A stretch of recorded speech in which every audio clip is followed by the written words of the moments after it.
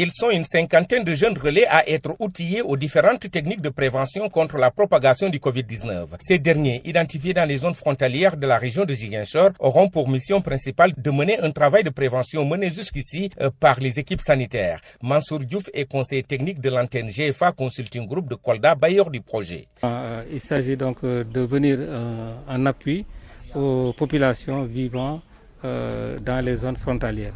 Nous le savons, nos frontières sont très poreuses et il y a des tentatives et justement de venir, n'est-ce pas, des contaminations qu'on voulait éviter à nos populations. C'est ainsi que donc nous faisons donc un appui au niveau de certains points névralgiques, par exemple les secteurs clés des gardes frontaliers, n'est-ce pas, des postes de santé, des lieux de regroupement qui sont des frontières et même pourquoi pas au niveau des points, des pistes, n'est-ce pas, qui traversent les frontières pour que, n'est-ce pas, la sensibilisation puisse passer, pour que également les mesures préventives puissent être appliquées et aussi pourquoi pas les gestes barrières puissent être appliqués pour qu'on puisse lutter efficacement contre le Covid-19.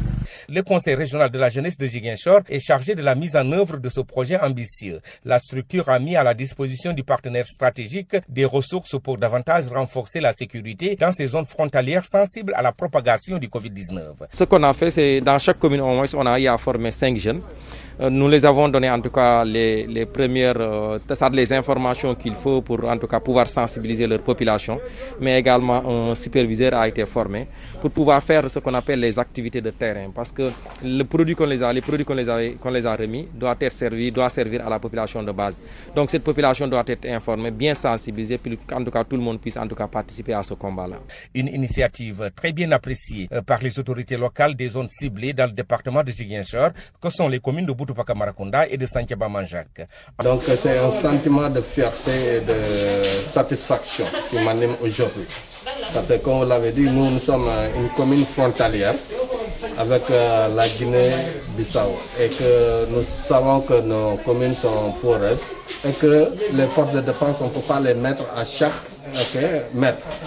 Donc aujourd'hui, nous accompagner avec ce matériel de lavage et de détergent, je crois que ça va nous aider à lutter efficacement contre cette pandémie-là. Ousmane Djikoumen Diatta, je suis le maire de la commune de Santhiaba Manjak. Nous sommes vraiment très heureux de recevoir ce matériel.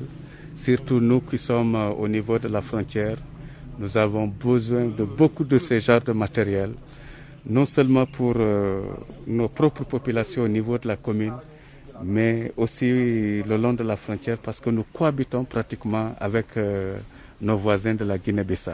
En plus de ces deux communes, 3 autres localités du département de Bignona sont aussi concernées dans cette dynamique qui porte la signature du GFA qui a aussi doté les 5 communes cibles d'importantes quantités de produits d'hygiène pour aider les populations à adopter et d'une manière efficace les gestes barrières.